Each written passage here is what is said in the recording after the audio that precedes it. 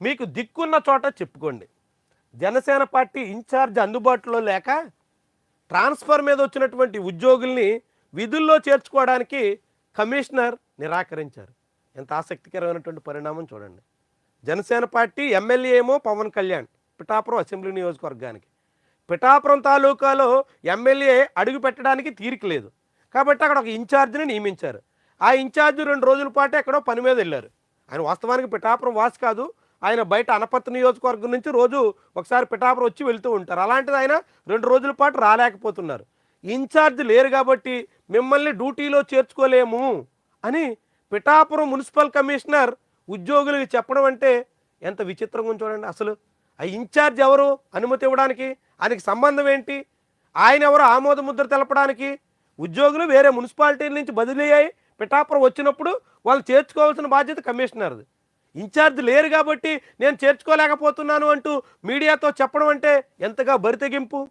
పవన్ కళ్యాణ్ సొంత నియోజకవర్గంలో పాలన ఏ రీతి ఉందో చూడండి. ఈ విషయమై మున్సిపల్ కమిషనర్ కనకారావును వివరణ కోరగా జనసేన ఇన్ఛార్జ్ మర్రెడ్డి శ్రీనివాస్ అందుబాటులో లేరని 2 రోజుల్లో అన్ని విషయాలు మాట్లాడి అప్పుడు జాయిన్ చేసుకుంటామన్నారు. అన్ని చోట్ల నాయకుల అనుమతితోనే జాయినింగ్ అవుతున్నాయని, ఇక్కడ అలా కాకుండా ఎలా జాయిన్ చేసుకుంటామంటూ కమిషనర్ చెప్పడం గమనార్హం. నాయకుల అనుమతి ఉంటేనే సిబ్బందిని విధుల్లో చేర్చుకుంటారట.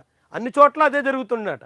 పిఠాపురం మున్సిపల్ కమిషనర్ చెప్తున్నటువంటి మాట. బదిలీపై వచ్చాం, జాయినింగ్ రిపోర్ట్ తీసుకోండి అంటూ వెళ్ళిన ఉద్యోగులకు పిఠాపురం మున్సిపాలిటీలో చొక్కెదురైంది. ఎవరు పెడితే వారు వచ్చి జాయిన్ అయిపోవడానికి ఇదేమైనా మామూలు నియోజకవర్గం అనుకుంటున్నావా?